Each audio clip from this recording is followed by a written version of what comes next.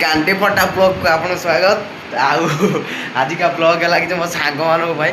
भाई ভাল लाइफ केमती पैसा कमा जानी आम केतटा सांग बाहर अच्छे आ जो मैंने भाई घर अच्छा खरा दिन टाइम आसलानी बियरटा भाई से पीए बोले निहाती भाई कल मार्चनी भाई 200 टका पटा बियरटा पीवा कि भाई गांडी फाटू आम 12 घंटा ड्यूटी करके गांडी फाटू शला खाई न खाई ड्यूटी कर आसिक गांडी फटा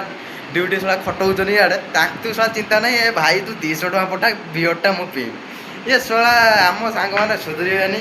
आ तू केते बुझे से कहते भाल लाइफ भल शला 12 घंटा काम कर गांडी फाटू शला मोर ताकर कौन जाऊँ